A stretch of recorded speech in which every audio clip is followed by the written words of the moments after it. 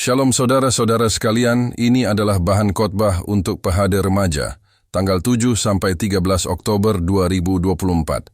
Nats khotbah kita diambil dari kitab Titus pasal yang kedua, ayat 3 sampai 5. Isi nats boleh kita baca di kolom deskripsi. Berikut ini penjelasan nats. Rasul Paulus menugasi Titus untuk menghadapi masalah ajaran yang tidak sehat dalam jemaat Kreta. Ajaran itu berdampak pada kekacauan. Lagi pula, jemaat Allah sangat rentan terhadap penipu seperti yang ia sampaikan di ayat 11. Dalam pasal 2, Paulus memberitahu Titus apa yang harus diajarkannya untuk menanggapi ajaran yang tidak sehat itu. Nasihat Paulus dalam perikop ini menguraikan gambaran tentang kehidupan sehat yang diperkenan Allah. Antara lain, laki-laki yang tua, perempuan yang muda, remaja, dan para hamba.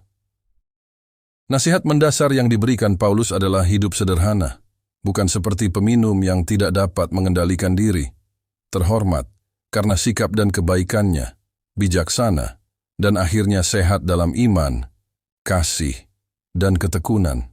Yang terakhir ini menunjukkan bahwa sifat yang diharapkan dan diutamakan oleh Paulus adalah manusia baru dalam Kristus. Jadi Titus harus menanggapi ajaran sesat dengan pengajaran mengenai hidup yang diperkenan Allah. Agaknya Paulus menyasar semua golongan. Ia ingin menunjukkan jika jemaat mau mewujudkan firman Allah secara nyata bagi masyarakat, maka pelayan harus menjadi kesaksian Allah bagi sesamanya. Pertanyaannya adalah, apa hubungan nasihat Paulus bagi para pelayan, hamba, dan warga jemaat biasa? Pertama, semua orang patut menjadi teladan dan memelihara ajaran yang menyehatkan.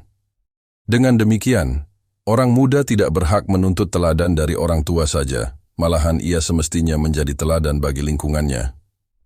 Kedua, orang tua wajib melayani dalam rumah tangga. Kita semua dapat menjadi pelayan bagi teman-teman atau orang-orang di sekeliling kita. Cara efektif menghadapi ajaran yang tidak sehat adalah, pemimpin yang sehat memberitakan ajaran yang benar dan menyehatkan supaya pola pikir jemaat menjadi sehat dan perilaku mereka membawa kemuliaan bagi Allah di masyarakat. Sudahkah kita menciptakan suasana yang sejuk dan menyehatkan di gereja kita? Mari kita mencontoh teladan yang ditunjukkan oleh Titus. Dia adalah seorang remaja yang masih sangat muda, namun dipercaya oleh Rasul Paulus untuk memimpin jemaat selama Paulus berada di dalam penjara. Usia muda bukanlah menjadi penghalang baginya untuk menunjukkan sikap teladan seorang Kristen. Kita sebagai pemuda juga punya kesempatan untuk berkarya dalam Kristus dengan menunjukkan sikap teladan di tengah-tengah masyarakat. Menjadi bijak tidak harus menunggu tua. Kiranya kasih Kristus senantiasa menuntun kita dalam sikap dan ucapan kita setiap hari. Amin. Tuhan Yesus memberkati.